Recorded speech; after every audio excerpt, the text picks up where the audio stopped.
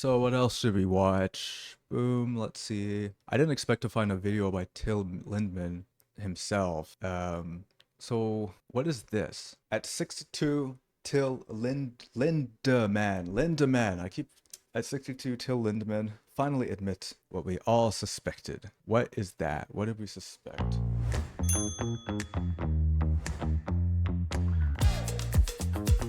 right.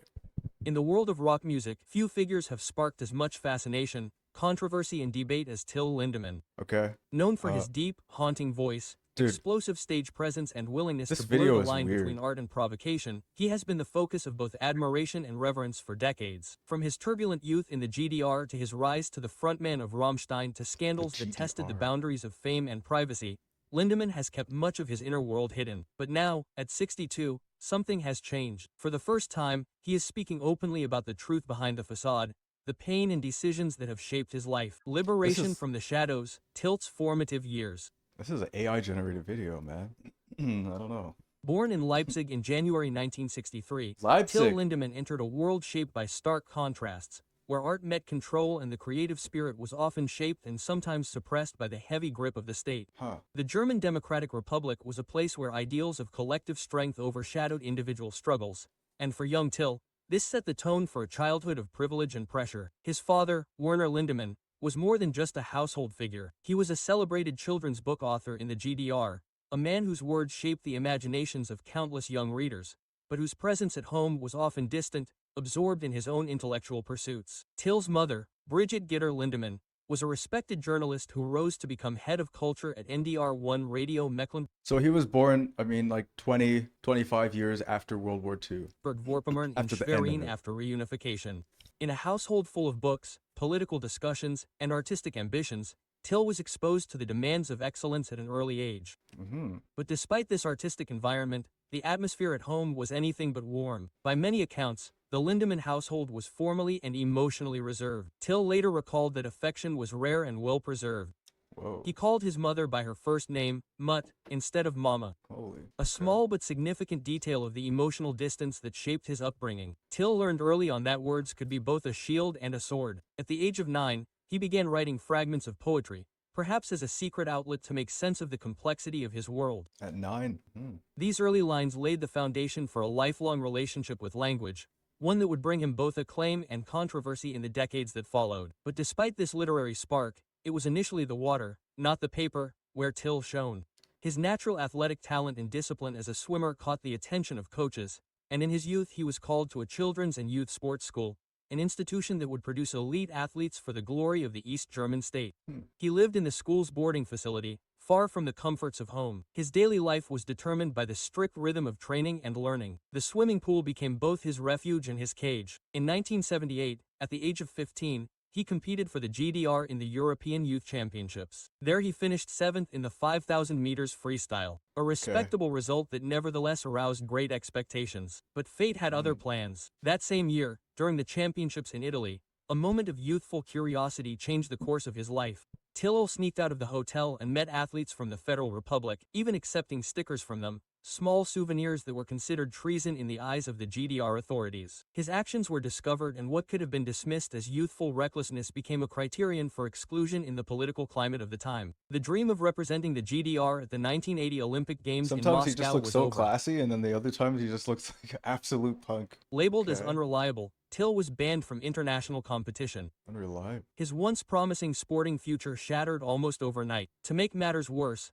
a serious injury came a year later that forced him to give up swimming altogether. Shit. At just 10 years old, Till found himself disoriented and robbed of his hard-earned identity. He returned to Rostock, lived in a modest new building in Aveshagen, and began an apprenticeship as a carpenter. He later worked as a basket weaver and technician, professions that offered little of the glamour or prestige he once knew. I didn't know basket weaving was an actual. I mean, I guess I knew it was a thing, but still, like, yeah, he was a basket weaver. Interesting. And technician. In search of connections or answers, Il moved to Drispeth to live with his father in a small artists' colony. Cool. The experiment only lasted 9 months. Their relationship, burdened by unspoken resentments and opposing temperaments, could not withstand the closeness. Right. Werner later immortalized this difficult time in his book Mike Oldfield in the Rocking Chair, a memoir that paints the portrait of a father trying and failing to bridge the gap between him and his son. When Drisbath left, he did not return to his parents' home. Instead, he remained in the rural regions around Lake Schwerin, living with acquaintances, working with his hands and quietly cultivating the creative voice that would one day fill the world's biggest stages. Okay. Creating chaos from punk drummer to stadium firestorms. Tesla is finished. Elon has failed. That is what they want you to believe. But tech expert Jeff Brown, who No told one everybody believes to buy that. Come on. In the mid-1980s, with his athletic ambitions behind him and his hands hardened by years as a carpenter and basket weaver, Lindemann turned to another form of expression. Music. The anger, defiance, and frustration that had simmered beneath the He's a surface handsome during guy, his youth right? now If found their that way was into the him, raw, sometimes unfiltered world of East German dressed punk. like I don't know.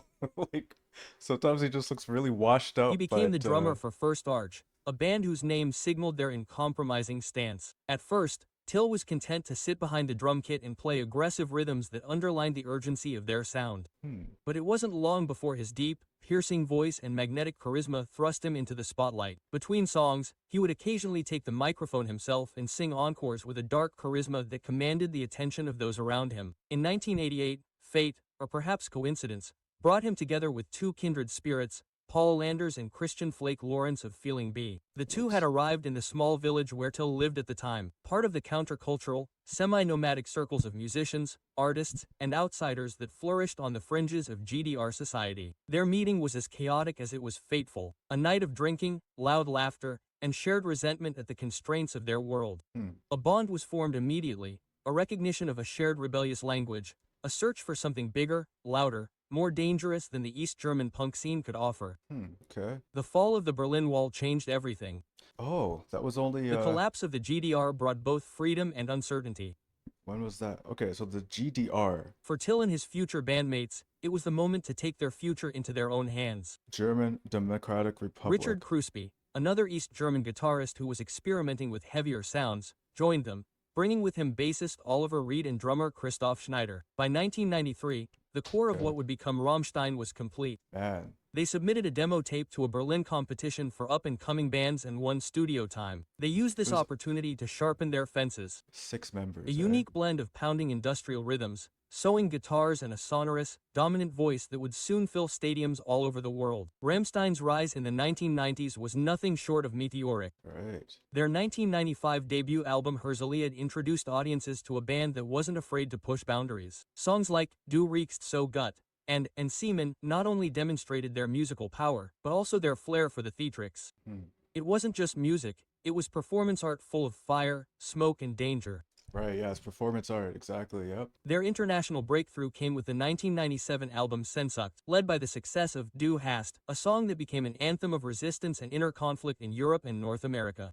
On stage, Till embodied the sinister master of ceremonies, directing flames and fury, his imposing figure often draped in leather, metal, or bizarre costumes that underscored the band's dystopian, provocative aesthetic. Controversy became their constant companion. Interesting. Each new album, Mutter Reese Rosenrod, brought sonic innovations and lyrics that played with taboos. Themes such as obsession, violence, forbidden desire, and social critique permeated Till's lyrics. His poetic roots were evident in the precision of his language, which drew on the traditions of German Romanticism, dark fairy tales, and the gloomy modernism of Gottfried Benn.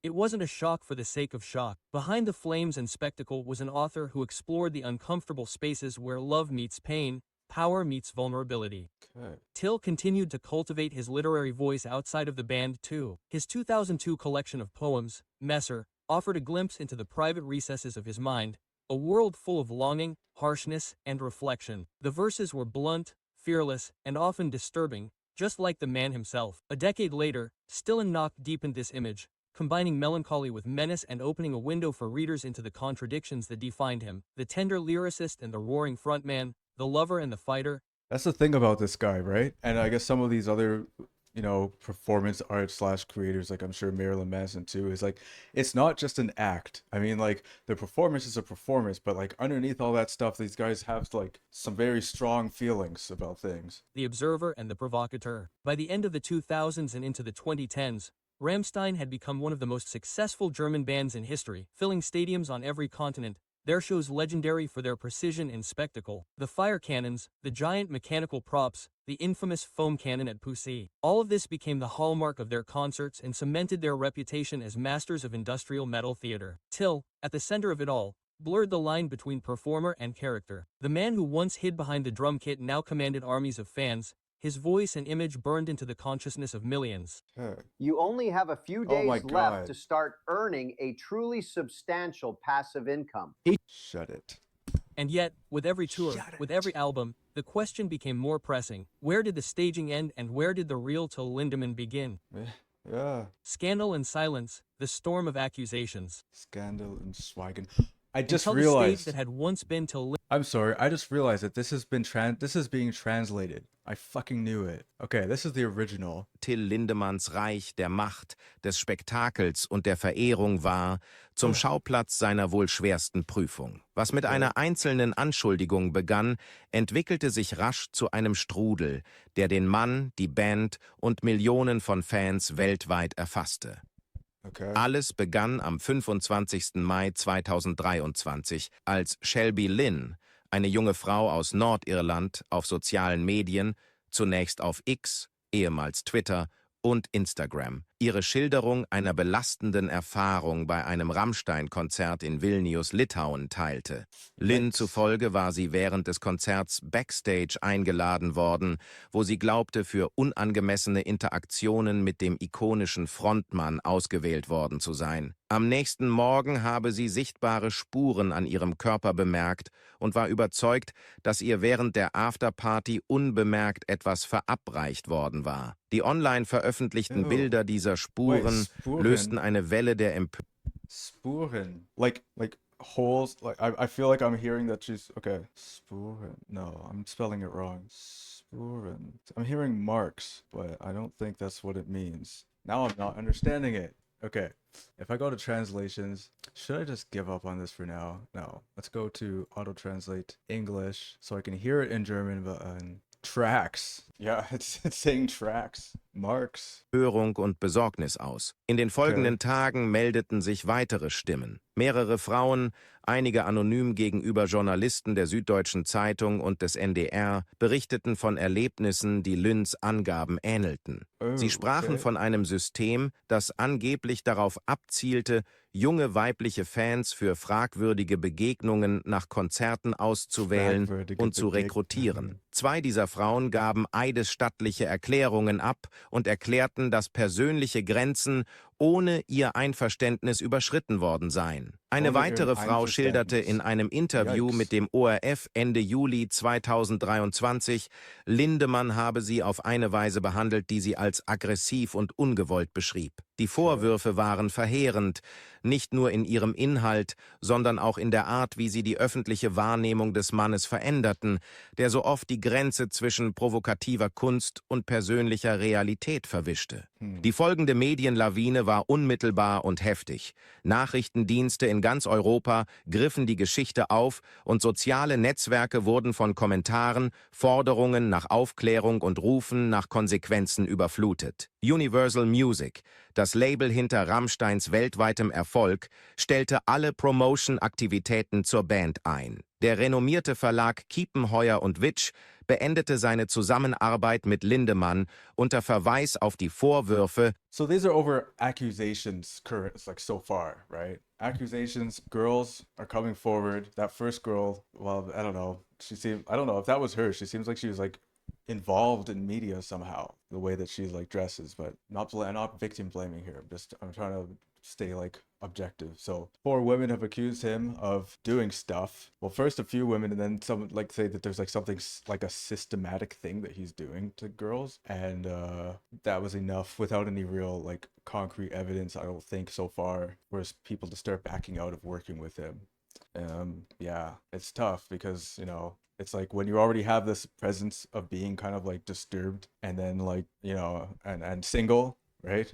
Then stuff comes out over time about you and okay. Und auf sein umstrittenes künstlerisches Werk, einschließlich eines Videos, das Well, stuff comes out about you over time and it starts to look convincing. That's what I was gonna say, and I should continue that thought with what do I think so far. So far, I don't have an opinion. Like I don't know what happened. Like I don't know what the conclusions are yet about this. We're gonna find out in the video. I've heard stuff for SSIO has said. Or SSEO has said some things that people seem to believe, so it looks like there's something to learn here. Angeblich problematisches Verhalten glorifiziere und sein 2013 erschienenes Gedichtbuch in stillen Nächten als Requisite enthalte. This game, you're not ready for it. No. Okay. Petitionen zur Absage von Rammstein-Konzerten, besonders der im Juli geplanten Auftritte im Berliner Olympiastadion, sammelten Zehntausende Unterschriften. Lokale Behörden erkannten die emotionale Wucht dieser Forderungen an, betonten jedoch, dass keine rechtliche Grundlage für Verbote bestand. Okay. Hinter den Kulissen nahmen rechtliche Verfahren ihren Lauf. Die Staatsanwaltschaft Vilnius teilte Ende Juni mit, dass aufgrund mangelnder objektiver Beweise keine Ermittlungen eingeleitet würden. In Berlin eröffneten die Behörden ihrerseits Ermittlungen, ausgelöst durch Anzeigen von Dritten, die weder direkt beteiligt waren, noch selbst Vorwürfe erhoben hatten, sondern sich auf Medienberichte und soziale Medien stützten. Doch auch diese Untersuchungen wurden im August 2023 eingestellt. Ohne Anklage, mangels ausreichender Anhaltspunkte für strafbare Handlungen oder Verstöße gegen das Betäubungsmittelgesetz. Lindemanns Anwaltsteam unter Leitung einer bekannten Medienrechtskanzlei zeigte sich kämpferisch. Die Anschuldigungen wurden als ausnahmslos unwahr bezeichnet und es wurde eine Vorverurteilung durch die Medien beklagt. Den Anwälten gelang es, einstweilige Verfügungen gegen mehrere Medien, darunter der Spiegel und einen bekannten YouTuber, zu erwirken, um die Verbreitung bestimmter Behauptungen zu unterbinden. Der Versuch, Shelby Lynn. Okay, so I just want to make sure I know what they're saying. They're saying that they didn't find any evidence. Okay, what is that? All right, the author was, or no, they had a lawyer who was fighting for it. This is back up. Led by a well-known media law firm, was combative. Yeah, combative. Okay. The allegations were described as untrue without exception, and there were complaints about a prejudgment by the media. Okay, yeah. The lawyers succeeded in obtaining temporary injunctions against several media outlets, including Der Spiegel and a well-known YouTuber, in order to prevent the dissemination of certain claims. Okay. The attempt to Injunction. impeach. What is an injunction? That means like they won't talk about it. Like a restraining order, but like to specifically do a specific thing. A writ. The name is a writ.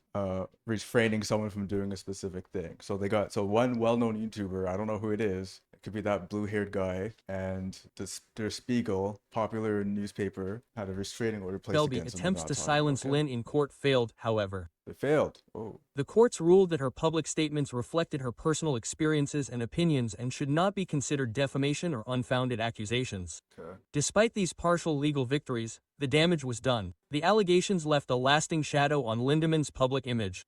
For months, he remained silent, withdrawing from interviews and public appearances while the debate continued. Even though the courts ruled in his favor in some cases and no charges were brought, the controversy remained a constant companion. Fans and critics alike had to grapple with the uncomfortable question of where art ends and responsibility begins. And now, at 62, Lindemann has begun to speak out, not in defiance, but with a sobering recognition of the toll this chapter has taken. Okay. The man who once directed flames and fury on stage now faces the human task of confronting the consequences of a persona that perhaps sometimes became greater than he could control. Okay. The Greater burden in of the what way? mask, private life in the spotlight. Till Lindemann's private life has often been as complex and multifaceted as his stage persona. All right. As a father of daughters, born in 1985 and So I didn't know that. 1985. That was before all this stuff, all this controversy, apparently. So he already has something, like a family, at least daughters, and he's kept his private life quiet, or tried to, but he's got this persona that makes him look like he could be doing crazy things outside of the performances. And then people came forward and accused him of it. But now that I know that he has, so I don't know. So he's speaking out. What is he saying? Let's see. 1993, he mastered the challenges of single parenthood after raising his eldest daughter alone for 7 years following a divorce. Okay. His relationships, usually short and intense, regularly made headlines, from his time with actress Sofia Tamala to his most recent relationship with Joel Murray Gerach, a model 41 years his junior. So he did make headlines with his personal life. In late Although he 2023, tried to keep the it couple separate. were unexpectedly spotted in Paris, making their relationship public and unintentionally thrusting Joel into the spotlight. Right. She later spoke openly about how she had to adapt to this new reality, balancing her own goals with the attention that comes with being associated with one of Germany's most famous and controversial figures. Right. Despite the hustle and bustle, he always found refuge in nature. A hunter, fisherman, and someone who appreciates the solitude of country life, he divides his time between Berlin and Mecklenburg-Vorpommern. His passion for writing remains undiminished, Dude, what is that even light though in it his has mouth? repeatedly That's gives crazy. rise to controversy. His 2020 collection of poems, 100 Poems, was widely criticized for themes that some found disturbing, while others defended it as yet another attempt to explore uncomfortable truths that he has always confronted. Right. Time and again, Lindemann struggles to separate the symbol itself, the person, from the mask. Man, I kind of want to read his poems now. I'm just wondering if there's anything I can quickly find about his stuff. Till Lindemann poem. Does anyone have the PDFs of Till Lindemann's poems for the book? Okay, here's from Till Lindemann official. An alle, die bei mir sind und bei mir waren, ich wünsche viele gute Jahre. Aus Rot wird braun. Yeah, okay, that's kind of sounds like blood drawing, right? Gestiefelt laufen sie die Wege, laut der Vergangenheit entgegen. Was man spricht, das steht im Sinn, auch wenn man zeigt, gerichtet hin. Was gelogen wird, ist wahr. Rot wird braun, nicht ist wie es war. Nothing like it was.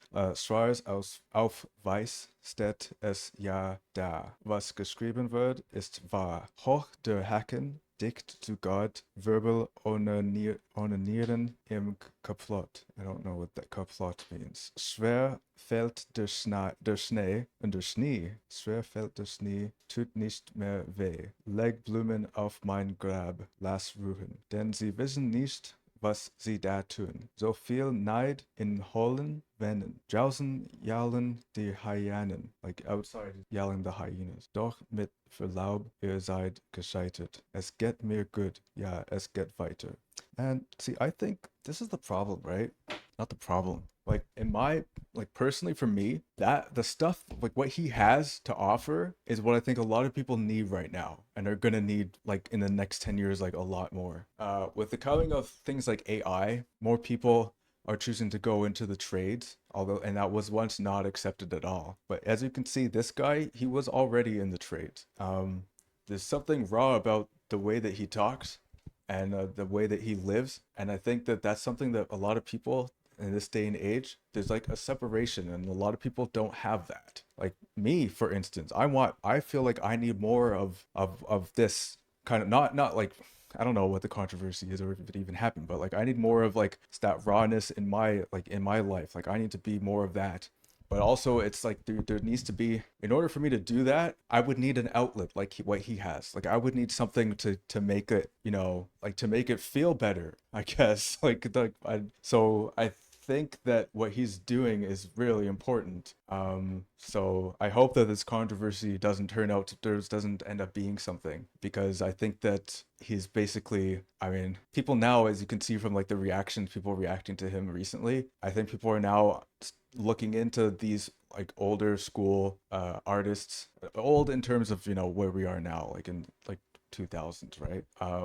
And I think there's a lot to it that's not being explored, that should be explored. So anyways. Reckoning with legacy. When the music fades away, when the last echoes of another sold-out stadium concert fade into the night, Till Lindemann finds himself at a special crossroads, where applause and controversy merge and leave behind silence. Okay.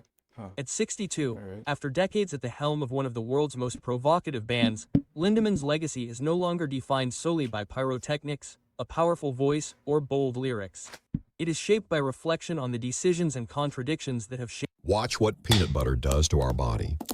Celery with peanut butter. Peanut butter is one of the worst foods that you can eat. It's loaded it? with lectins and really has no health benefits. And they could have That's chosen bullshit. almond butter from peeled almonds. Shaped his Well, I path. eat peanut butter all the time, sir, and I eat peanut butter and peanuts all the time. And although it might be true that it is loaded with lectins and in some ways it's not healthy, and I might even be, I might even be just thinking about not eating it anymore, I definitely do disagree with your take on exactly what I'm thinking. It might be right now. So that's that. That's all I can say. His career, which has taken him from rebellious punk clubs in East Germany to huge arenas around the world, has always been alive with challenging norms, provoking debate and provoking thought. Songs Guess what once I'm missing admired is, for like, their did he raw do it honesty and though? theatrical brilliance now also bear the burden of public scrutiny as fans and critics reassess their meaning in light of recent That's events. cool. In public statements and rare interviews, Lindemann has acknowledged that the persona he embodied, the dangerous poet, the fearless provocateur, gradually took on a life of its own, sometimes overshadowing the man behind it. The image that emanated from his onstage presence also left him vulnerable to misunderstandings and, as he himself puts it, judgments that blurred fact from fiction. But did he do it? That's the question. Did he do Lawsuits, it? media storms, and the lasting effects of allegations have forced him to grapple with how performing arts can spill over into personal life in ways no artist could fully anticipate.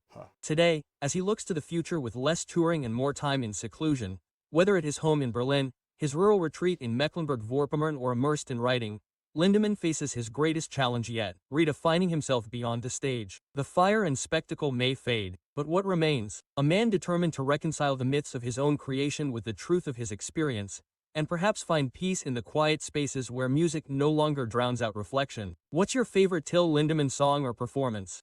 Let me know in the Yeah. comments. So And if I you don't. enjoyed this deep dive, don't forget. I didn't quite get an answer to my, my original question. Like, what is the controversy? Like, what did he do? Like, I get that some people say that they woke up with scars or something that they didn't have before. But I'm not exactly sure if he did it. Like, I don't know. I guess we don't need to know if he did it. It doesn't matter. The only thing that matters is that he's doing okay, I learned something. I mean, I learned something about myself watching this. I mean, I learned something about what I think is cool about him that I didn't kind of like, because I grew up with Rammstein and like those guys like Slipknot, Disturbed, Rammstein. I grew up with all of these metal influences, and a lot of them do have like kind of like a past in more like rural, not rural areas, but just different, like very active people, and it reflects in their stuff and what they say. And now that I'm thinking about all this stuff, I'm thinking about myself and like what I can take away from it. I want to listen to more of his stuff. I want to listen to more Rammstein and see what comes from that for me as a person. And I don't know, but they concluded with he could take more time away from the music so it doesn't drown out reflection. But like, I feel like maybe because what the music does is it draws people in. Like, you can't draw people in with a poem. I mean, yeah, you can, because you can post a poem on Instagram, but like nothing draws a crowd like six guys like making music in front of on a stage. So I hope he still keeps making music, and it looks like he will. Maybe he did some reflection, although this was only, how long ago was this video put out? At 62, that was only 3 months ago, so I don't know what they're talking about exactly, because it looks like he just decided to go solo. So I'm going to listen to another song by him, and see what I get out of it. So thanks for watching this. Like, I'm also recording these as videos, but I'm also streaming live. So yeah. So if you catch me on the stream, when I take a break, I'm gonna put these on so that you know that I'm streaming. Because I'll tell you, like, I'm gonna tell you that I'm gonna be. Wait, what time is it? No, I'm not gonna be streaming now. Hold on, I have a thing. Almost forgot. All right, so. Check this. I got a message at 10. Why do you keep calling me? Hold on. But yeah, I'm trying to figure out a strategy to make sure that at least somebody gets to see me live and connect with me. I have live chat open and I don't see anyone chatting, so I hope that that's the truth and I'm not just having a technical difficulty here.